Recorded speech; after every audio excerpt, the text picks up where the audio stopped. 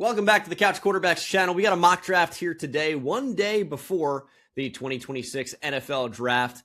Wheels and I'm sure, will be live for. I'll be on my channel, and I think it should be a good time. So make sure to come through. Contrary to popular belief, I don't hate Wheels. Wheels doesn't hate me. We love football. We're excited about this channel, and we're excited to kick things off with Wheels' first overall pick. But real quick, I want to thank today's sponsor, Fanatics Live. Fanatics Live is a live shopping app for sports card and collectibles where you can join into breaks, where you can join the live streams of hosts ripping boxes and opening new packs, and we as viewers can buy spots into those breaks or purchase the packs themselves. And right now, if you spend $10 on Fanatics Live, you actually get $10 back in fan cash into your account. So it's the perfect time to enter your first break. And as somebody that loves collecting football cards, I'm very excited for the return of Topps Chrome Football. So I want to hop into a break and I'll show you how that works. First thing we want to do is head on over to Fanatics Live using the link in the description down below. And since we're looking for Topps Chrome Football, I'm going to click on the NFL section here and then click on live shows to see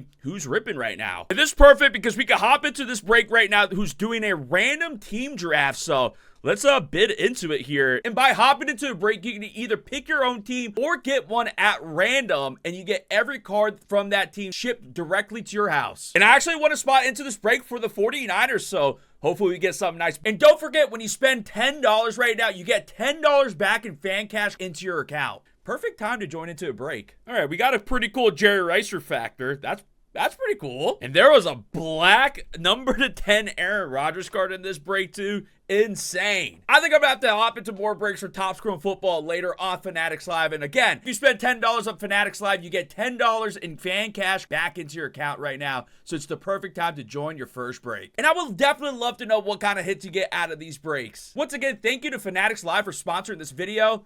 Let's get back into it. You've got your choice of anybody with the Raiders. Who are you taking here? Man, who do I take here? I'm not really sure. It's gonna be Fernando Mendoza. I think that's like a foregone conclusion for months now that it's gonna be Fernando Mendoza. This is where it gets interesting, though, is the number 2 overall pick to the Jets. So, I mean, these mock drafts are a lot about what you hear. And of course, I put out a tweet and I'm like, here's what I think the top 5 is going to look like, 2 days before the NFL draft. It's like, oh yeah, crazy prediction, basically regurgitating what everybody's saying. It's like, it's predictive. Like, there are only so many guys the Jets can take it to, for example. It's Reese or it's Bailey at this point. Like, it's not, I'm going to predict the Jets to go Caleb Downs at 2. It's not happening. So it's predictive, and I think it does ultimately come down to those 2 that I mentioned, Reese or Bailey. Based on the reports, it seems to flip-flop on the day. If you look at what Todd McShay is saying, one day he's like, it's David Bailey. And he's like, I actually have it on good authority. It's Arvell Reese, and it is Arvell Reese. And then the next day he comes out and he says, based on what I'm hearing, it's going to be David Bailey when the pick is made. And he keeps flip-flopping. So it's like, do the Jets want the more ready-made pass rusher, or do they want the guy that's probably a better overall edge defender? And that's with all the things that go into that position, which is setting the edge, sometimes dropping, right? And play strength is a really important thing. I think right now, Reese will be the selection. I think Bailey's in play. I certainly lean Reese. Yeah, that's completely fair. I wonder if it's going to be one of those where the Jets don't even know who they're taking until like the day of, or when they send the pick in. It's like, this is our guy. We finally decided. Certainly could be. Yeah, number 3 is a little interesting. We're hearing a lot of different things recently, right? I think it's a lot of smoke screens. But it sounds like Cardinals are interested in Jeremiah Love in this pick. That's like been the last like few days, the big topic. To me, that is more of, hey, does someone want to trade up to get Jeremiah? That's what I'm thinking it is. And I think it's smoke screens. I would be shocked if they don't go like a David Bailey here, somebody, or Francis Maui-Noah. And that is who I'm going to go with, is Francis Maui-Noah to the Cardinals. I just think it's smoke screens. I don't believe the Jeremiah Love to the Cardinals stuff. Yeah, I'm on board with that. It's funny. I kind of think Maui-Noah is the guy that they want, but I don't think they're absolutely in love with the idea of him at 3. He's got some injury stuff that has popped up recently as well.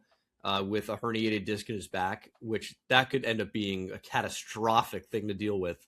That may end up requiring back surgery. That's speculation. I'm not saying it's not a report. I'm not saying that's happening. I'm saying there's a possibility that it could happen. But I think they want Maui Noah. I don't know that they want it at 3, certainly, but they may be forced into that. Like, this is kind of an interesting spot because we remember when the Cardinals moved back all that way. They had the 3rd overall pick in the draft, right? 2nd or 3rd. I think it was 3rd. And the Texans moved up. Yes, it was 3rd. The Texans moved up for Will Anderson with that 3 spot. Yeah, and the Cardinals moved back to like 12 and then back up to 6 for Paris Johnson Jr. I think it's highly unusual. So I think sometimes if you would be okay taking the player at 6, you just take him at 3.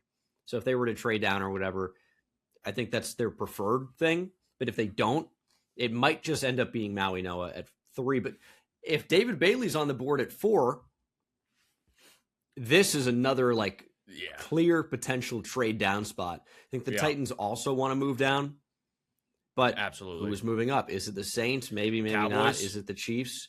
There's been a lot of reports about the Cowboys, but the Cowboys have so many holes, and they have picks 12, 20, and then 92. So it's a huge gap in between their picks. I'm not sure, and I know it's being heavily reported, but I'm not sure that they're actually going to want to move up with what it would take into the top 3, 4, 5. Reports are they want to jump the Giants. I'm not sure about any of this stuff. I mean, it's hard for anybody to be. Right. This ultimately comes down to Love or Bailey, probably. There are reports about Styles. I'm not really buying it. It takes a lot for an off-ball linebacker to go top 5. And the Titans have a need off the edge. Jeremiah Love's maybe just the best player in the draft.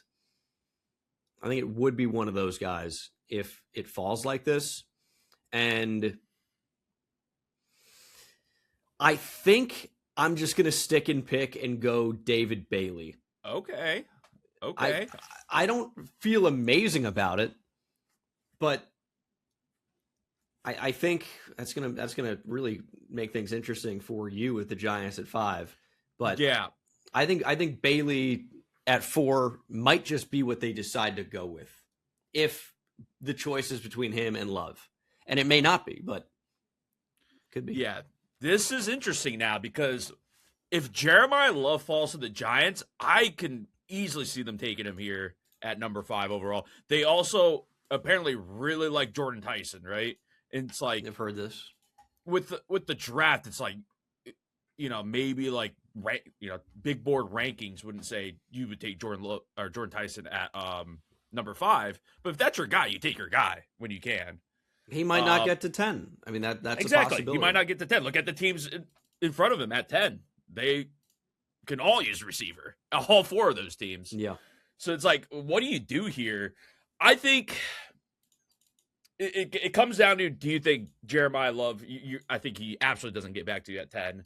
Is he more valuable than the receiver? And then also, Sonny Styles is there at 5 for them.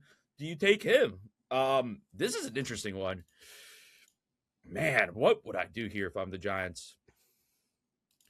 I think you go with, I don't know if this is the safer bet, but I think you go with the safer bet of taking Sonny Styles at 5. It's tough to take a running back that high. I know it worked out for him last time. Tough to take a linebacker that high. It is tough to take a linebacker that high too. And it's like, and then you are now risking not getting Jordan Tyson at 10. But I think it's and that's if they actually like Jordan Tyson at all. Yeah, it could be smoke screens. It's kind of the interesting wrinkle where they could. Jordan Tyson's a great player. The big injuries. Downside is the medical stuff. Yep. So absolutely, he's potentially worth a top 10 pick in this draft. He may be the best receiver in the draft.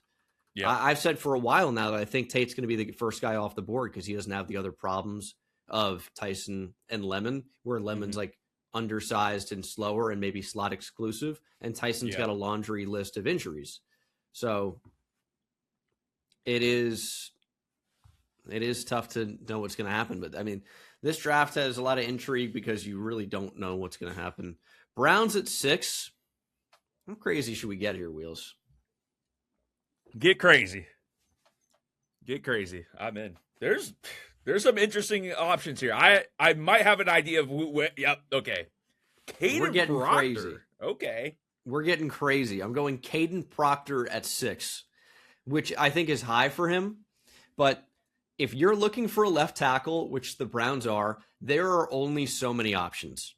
You have Caden Proctor, who is enormous, inconsistent, but athletic and big and has played left tackle. You have Monroe Freeling, who's got prototypical left tackle size and athleticism, raw. That's who I thought you were going to go with.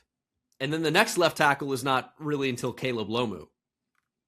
So if they think, and maybe they're looking to move down, but if they think that Caden Proctor's got the best chance to be like their left tackle of the future, it may be Caden Proctor here. And they've never shied away from drafting enormous left tackles. Look at DeJuan Jones, and he was good for them, but has struggled to stay healthy.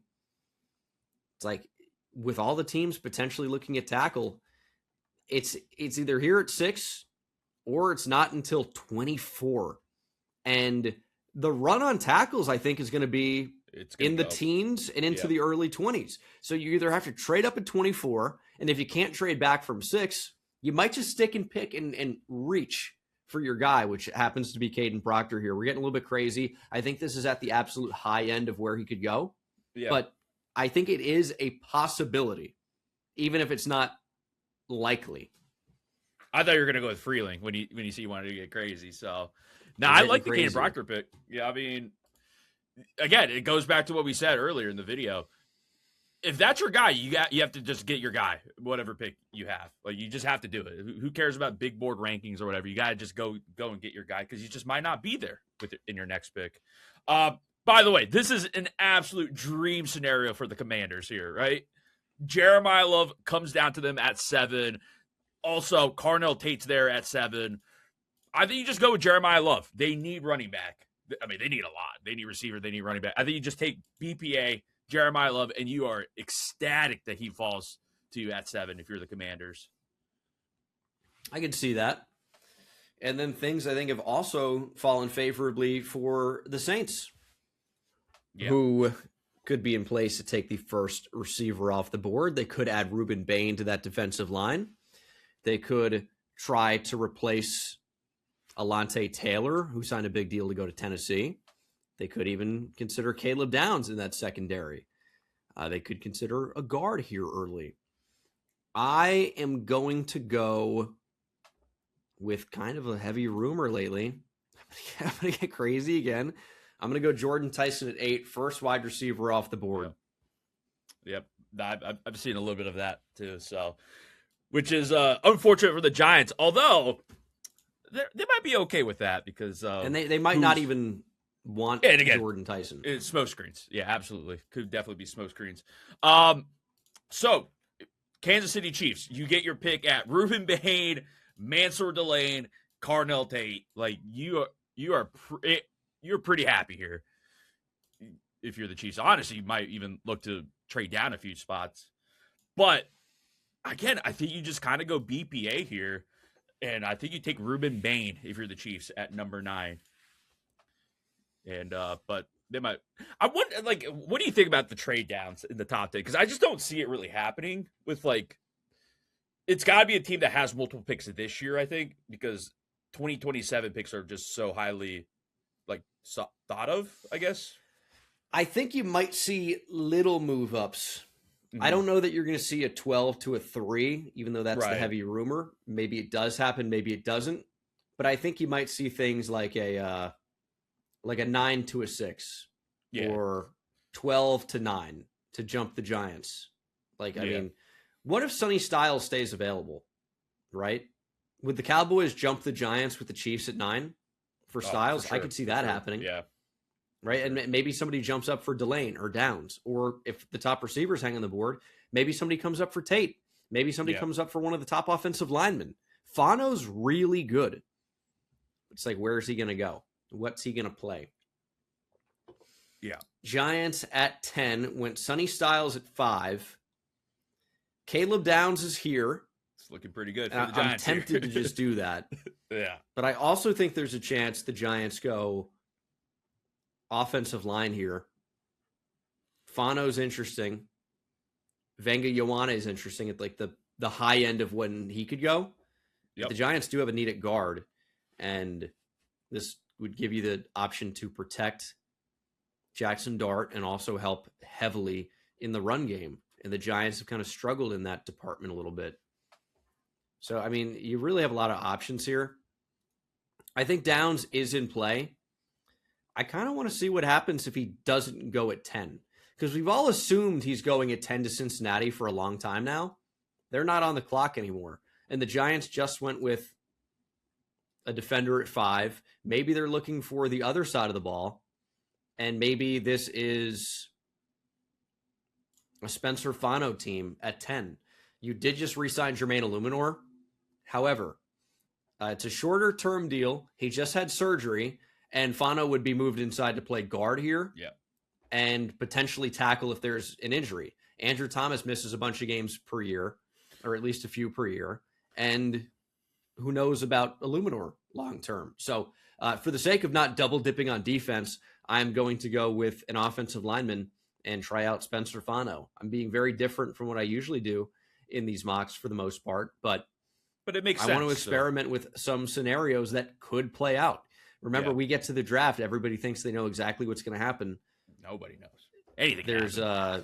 There's always a curveball or two that throws everything off.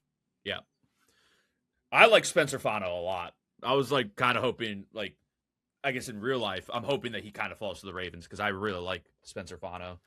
And especially because he could play guard, and you might need him to play guard with if it's like Daniel Fallalele for the Giants. He stinks.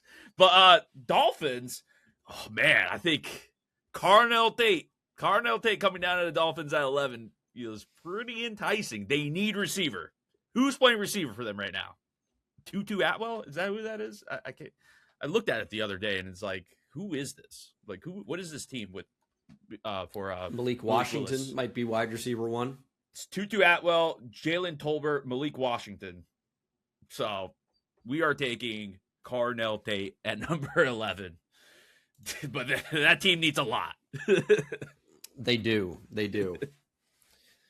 Yeah, I think that's definitely a possibility. Yeah. I would be interested to see if they go, I mean, is he BPA? Maybe he is. I wonder if they wait on receiver because they do have 30. Yeah. They have and needs they could all go over. I'm really intrigued to see how the Dolphins approach this because they have needs on the offensive line. Everywhere. Really at like right tackle and guard. Austin Jackson's going to be a free agent. They have needs off the edge. They have certainly big needs in the secondary. Yeah, name their corners. Yeah, it isn't great. It really is not. Mansour Delane could have made sense there. Caleb Downs could make sense there. They just need so much. It's another maybe if they could trade down, they tried to, but they need so much on that team, and that makes a lot of sense there.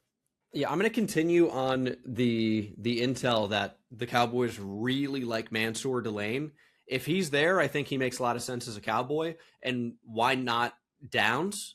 Well, again, he plays safety. It is a lesser valued position comparatively to corner.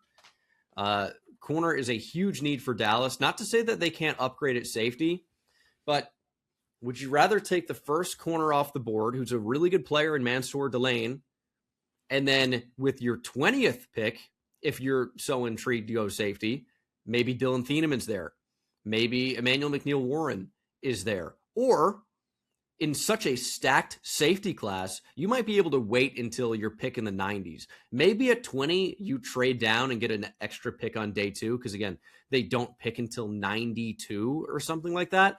And then the options at safety that could be there are great. Now you have some thumpers like AJ Halsey. Kamari Ramsey is a good player. Genesis Smith offers you a ton of range over the top, doesn't tackle at all. Bud Clark has really had a great offseason. And then Zakee Wheatley is a really, really good player. He's got ideal size. He's a really good athlete. He's got range. He can come downhill and tackle. This is such a stacked safety class. So you might just feel pretty good about passing on Caleb Downs, as good as he is, because even though the cornerback group's not awful, I think you feel better about Delane at 12 than like Davis and Igbinosun, at 90 if he's even there, or Devin Moore. Even Devin Moore feels like a Cowboys type of player. He really does. The size that they look like, that they look for. Does. Like Takario Davis maybe as well. Jalen Kilgore even, but he's a nickel, so probably gonna want something on the outside. Yeah, and I know there's like some injury concerns with Caleb Downs, right? With his knee, the degenerative ACL or something like that. That's what they say. I haven't seen anybody else corroborate that. Yeah. That's what someone said. It's hard to say for sure. I mean, you never know exactly. You don't know like what matters or what doesn't. Right. Like, Tajay Spears simply does not have an ACL in one knee, I think is the thing. And he's like, it hasn't been a problem for some reason. Like, I don't really know how that works, but I'm not a doctor. Safety's just not as valued of a position. Anyways, the Rams. I think we talked about this before. It's like, what do they do? Do they like try to build towards later? It seems like they're just going to go all in, right? Stafford, as long as Stafford, they're just going to keep going all in, try to win. And I think they get a receiver here. They're going to go Mekhi Lemon. I feel like that's been the popular pick too. I've been seeing a lot that's of what I do. I don't know if they're going to do it, but it does seem to make sense. It feels like you just keep just whatever to help out Stafford. That's the window. Worry about whatever when it comes, when Stafford retires. Your Ravens up. Yeah. Man, it's like, it's hard not to just go Ioane. It just seems to be like the obvious pick if he's available. But it is a guard, and those guys don't always go especially high. So I worry about scheme fit with them still, too. What'd you say? I worry about his scheme fit with the Ravens offense a little bit, too. Really? But, yeah. Just kind of like, to me, I don't know. He's like not as, I don't want to say not as athletic, but that's kind of my thought. Like if like ideal situation, if it's like Fano or Ioane, I would rather have Fano. Yeah, Fano's a better mover probably, but with Ioane you get he is a power I don't think he moves blocker, poorly, though. but yeah, he definitely has way nice. Better play strength. Yeah. I'm trying to see what other options I even think are feasible here for the Ravens. Yeah, I mean the receiver options kind of gone now, right? Another could take popular Omar pick. Cooper. Yeah, Omar Cooper wouldn't be bad. Another popular I still one feel is like Sadiq. edge is such a need for this team. Oh, dude, I don't know that absolutely. Sadiq's going to go. It's just like the value at edge might not work out because after the first group, which is, I'll say, Reese Bailey-Bain.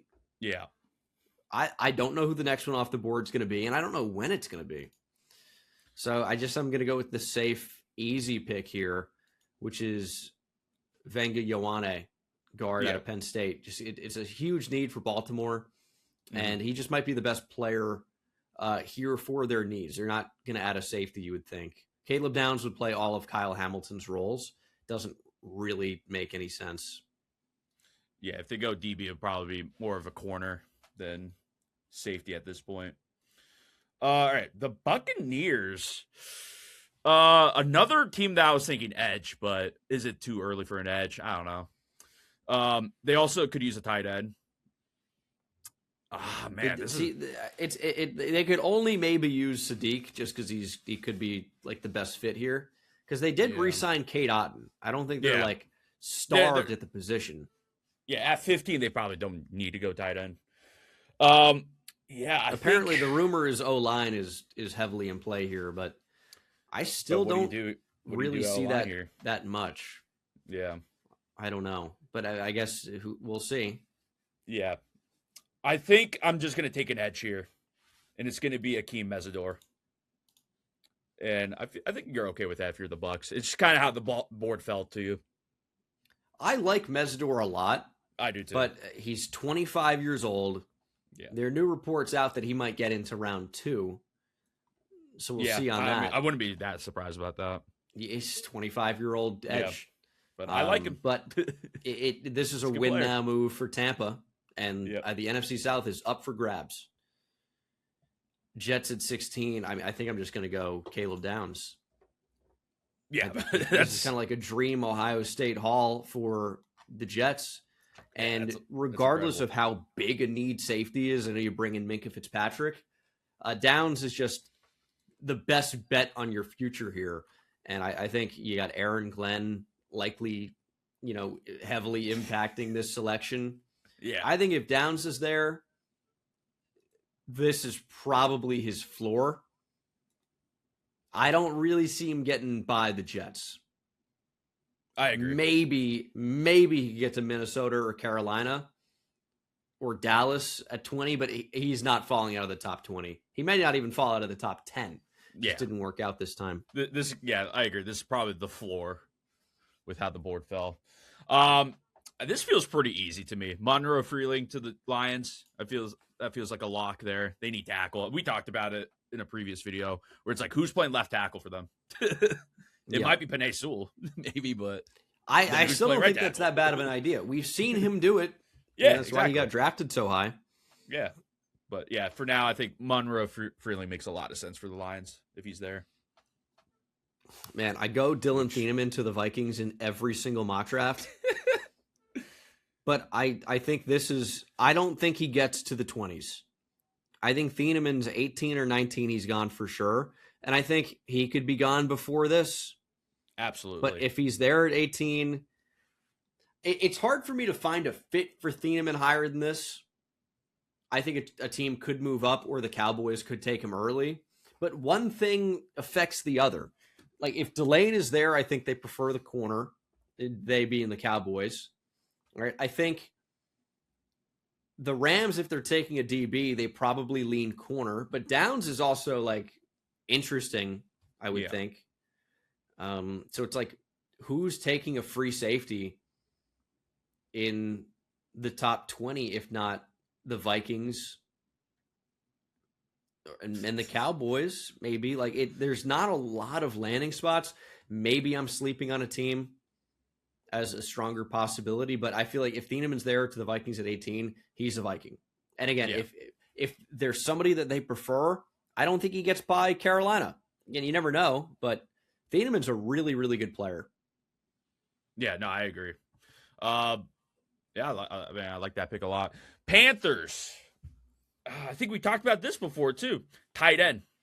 Kenyon Sadiq, I think, goes to the Panthers here at 19. Just feels like a perfect fit for them at that spot. They need a tight end. They need a tight end. I agree with that. You get the Cowboys' second pick.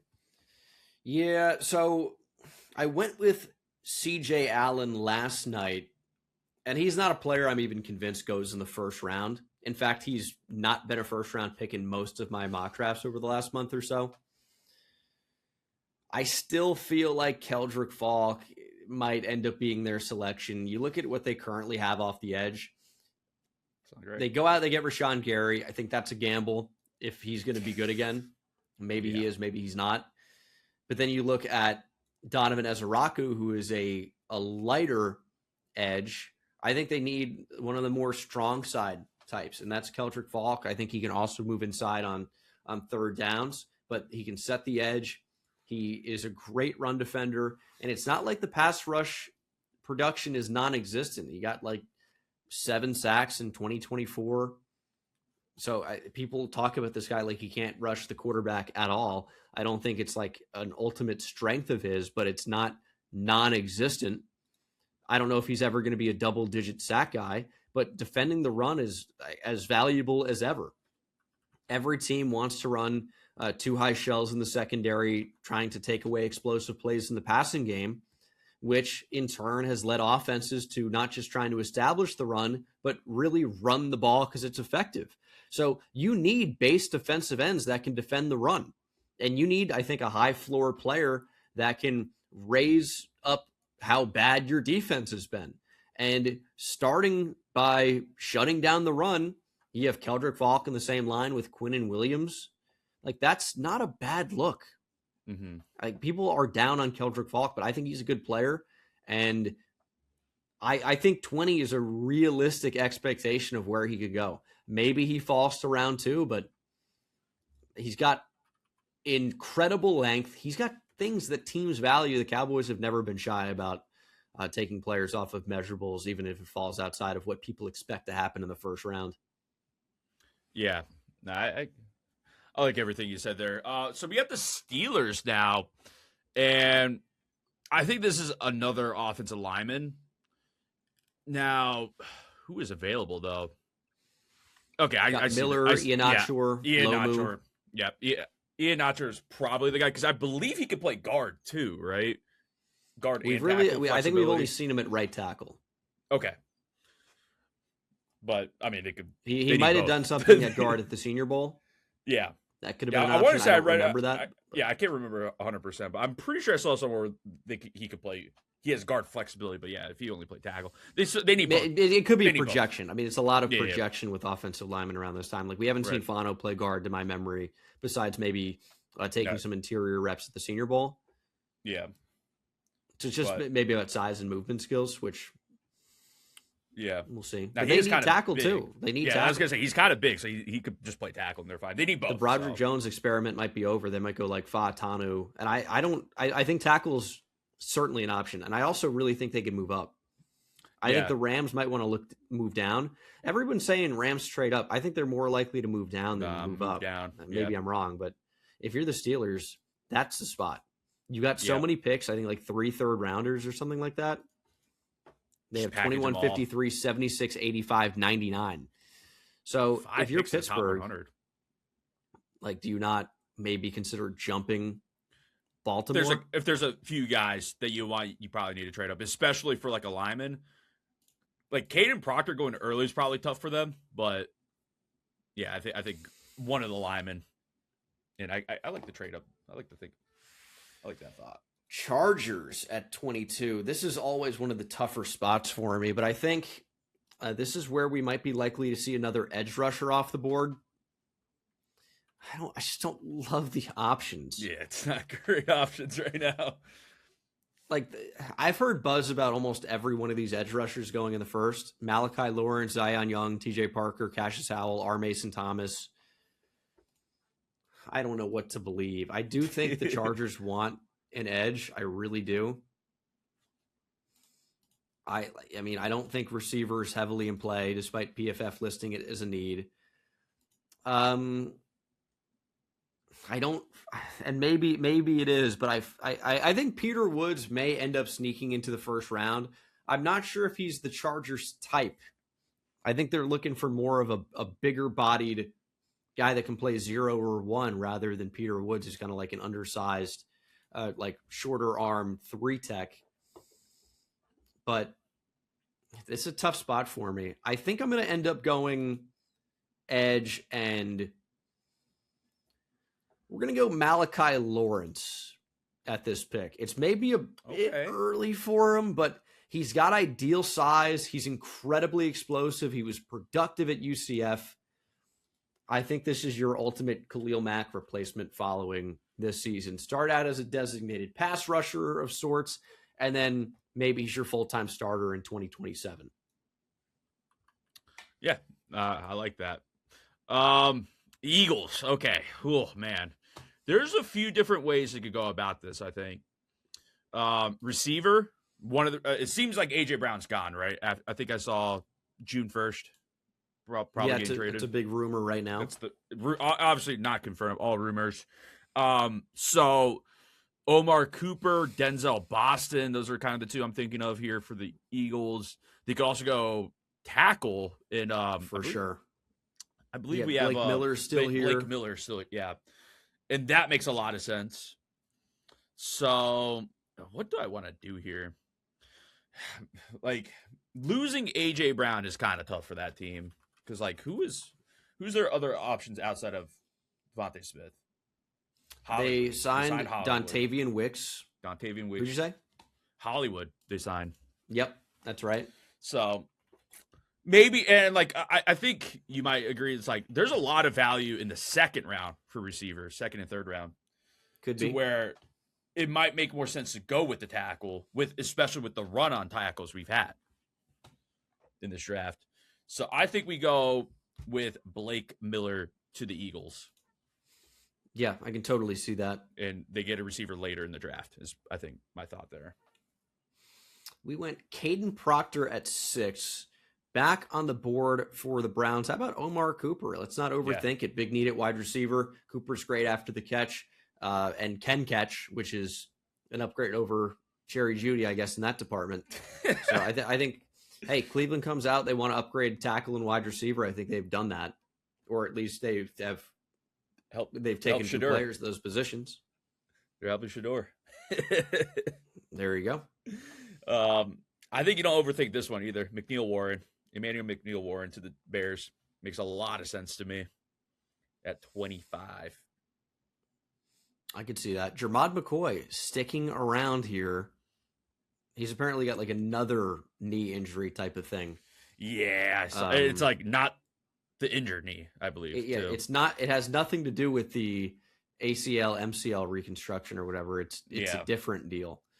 I don't know. I don't know where he's going here. Yeah, I mean, it's weird to project him now.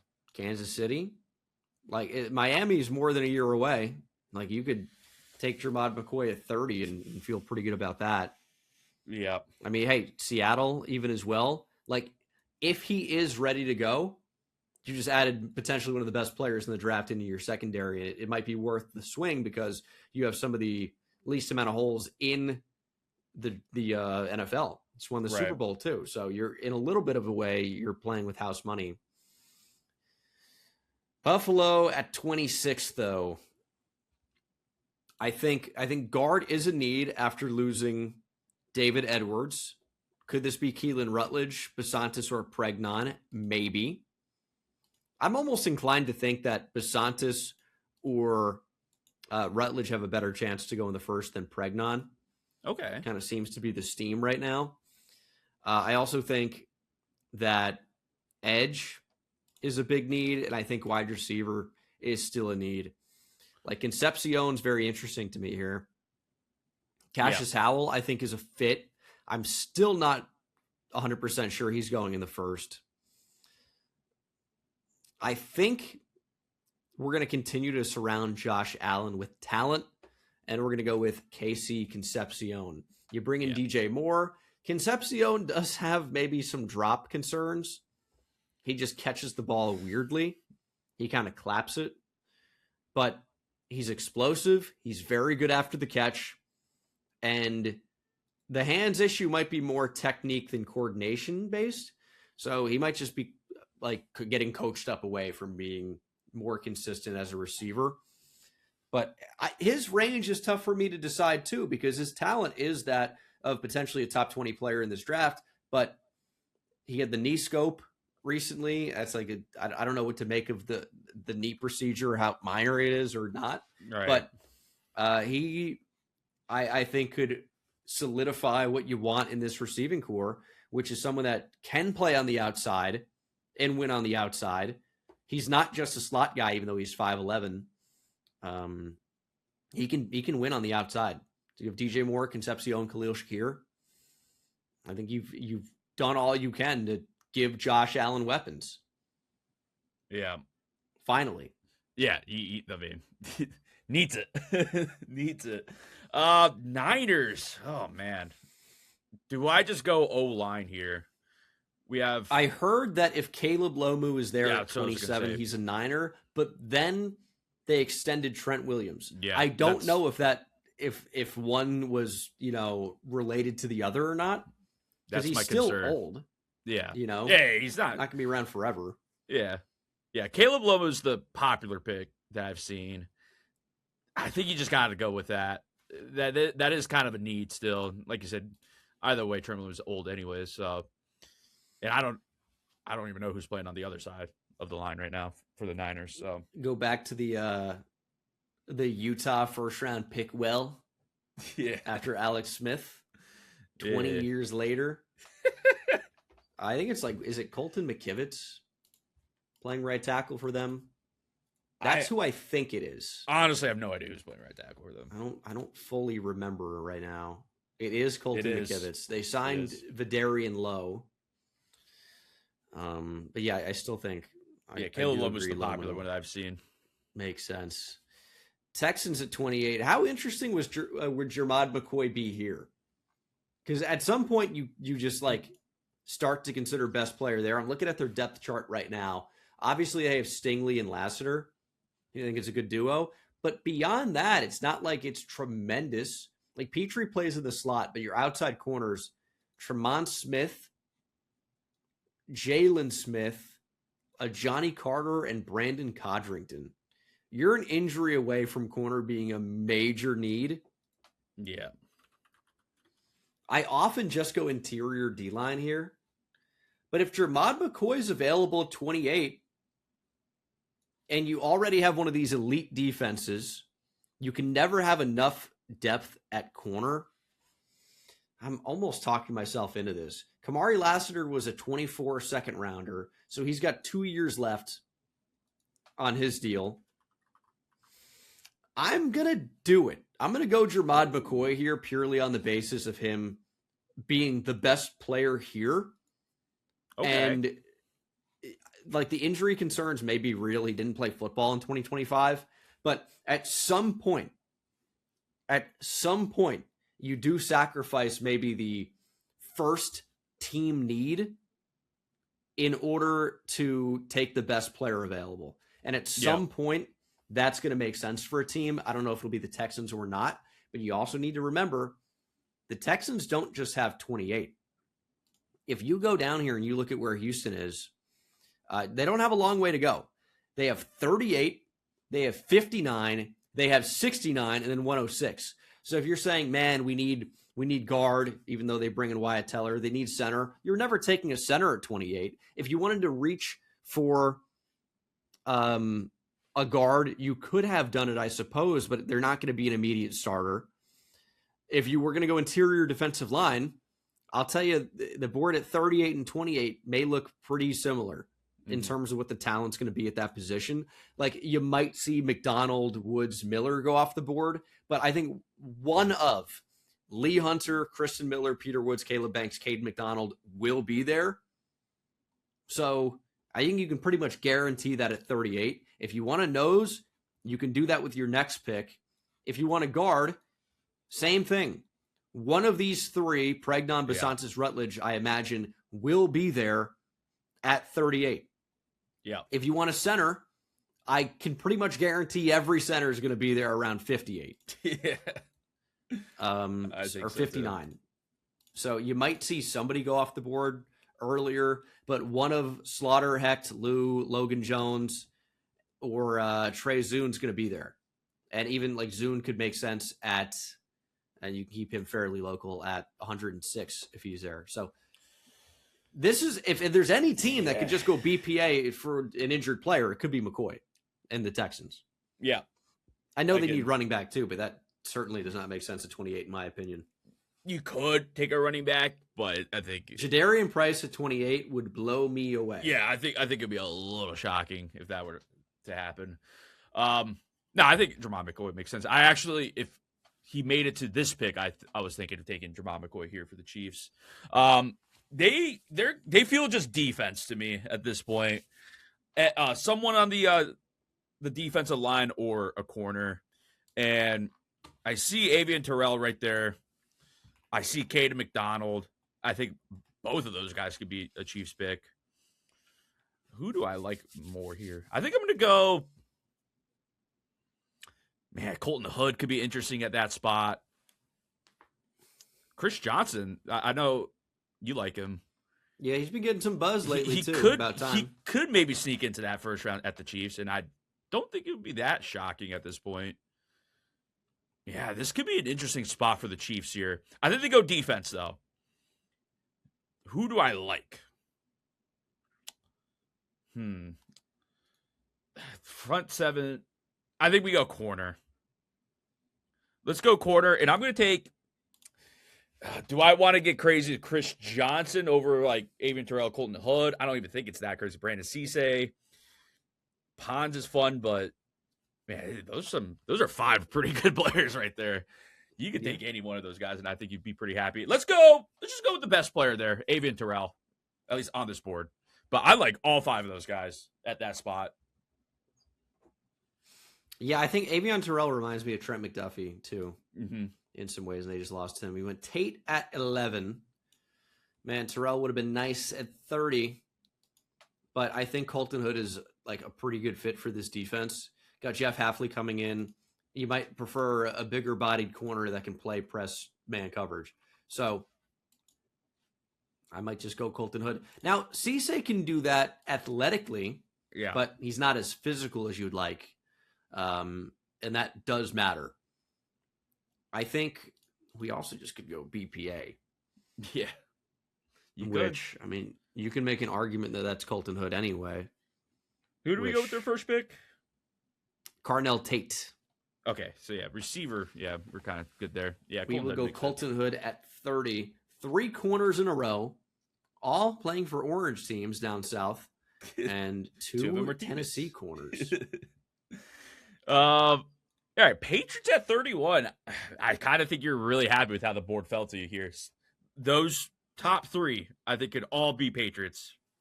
C.J. Allen, Cassius Howell, Caden McDonald, all could be Patriots. I think, man, who do I want to go with here? Man, this second round could be pretty good too. Wow. Let's go. Do I just want to go Caden McDonald? It's kind of my thought here. Yeah, let's do it. Let's go Caden McDonald to the Patriots.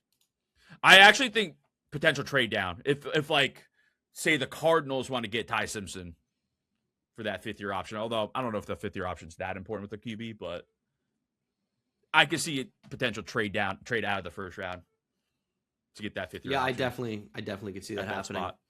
Yeah. I think Seattle is like a clear trade down team as well. They've got only 4 picks, 32, 64, 96, 188. Let's do one. Let's have the Cardinals move it up. They've got 34. 2 spots. Not even that crazy. And maybe they'll even have more picks if they're able to swing a move down from 3. But it shouldn't cost a tremendous amount. They're moving up 2 spots. I give them 104. Yeah. And 32. Cardinals move back into the first. Ty Simpson sneaks in. Yeah. I think that makes a lot of sense. It's very low risk. You get the 5th-year option on Simpson. And like, would you rather just have Gardner Minshew or take a chance and see if Ty Simpson can be your guy? Because he can be good enough. And this is good value on a quarterback. If he ends up being a starter, he's paid for it, because usually you have to spend a pick in the top 10 or at least top half of the first round to get a starting quarterback. Yeah. Normally you would have to spend that 3rd overall pick on a QB. Mm-hmm. So, I mean, you're taking a chance here, but if all it cost you was, number 34 and number 10, whatever we just sent, 104, something like to move up 1 or 2 spots to take Ty Simpson, maybe it's in play. I think the Cardinals do like him, reportedly. Yeah, 2 spots to get an extra year is pretty huge on a quarterback if he works out. And again, if he doesn't, I really think it's not the end of the world. It's like, whatever. You're a rebuilding team anyways. Like, you didn't waste really number 3 overall. And the other thing too with that 5th-year option is it kind of lets you sit him for a year too, because it's like another extra year buffer. Because I like what the Raiders are thinking of doing with sitting Mendoza if it actually happens. So I like that thought. I'm sure it will for a little while. Yeah. This turned out pretty interesting, I think. Yep, I made some weird picks. We sure. made some weird picks, but nothing like out of the world. Like we could all see it happening. It's just, if you could go back and change any couple of picks that either you or I made, what do you think is a little bit interesting here? Man, what would I pick? What would I change here? I don't know. I feel pretty good with everything I picked here. Maybe I'm trying to think. Like, oh man, what would I change here? I mean, I really like what I don't really mind anything I did here. Because, like Sonny Styles to the Giants makes a lot of sense. Jeremiah Love, maybe you could change, but like I think you're happy if you're the Commanders at 7 for Jeremiah Love. Maybe Akeem Mesidor would be the pick I would change, but like for who? Yeah, he might be a bit high. Yeah. Yeah, maybe it's a you weird could go spot Falk for over Tampa. Mesidor, maybe too. Like I don't know. It's just it's a weird it's a weird spot. Yeah, it's a weird spot. I don't know. I'm excited to see what happens Thursday. That's for sure. Yeah, we're gonna be streaming on our channel, so check it out, and we'll do a draft recap after the draft on here too. So stay tuned for that. Any final words? No. I think we're good. Like the video, subscribe to the channel, become a member today. Members get early access to the videos. So yeah, and I don't know, leave a comment, whatever. All right, see you guys later. Peace out.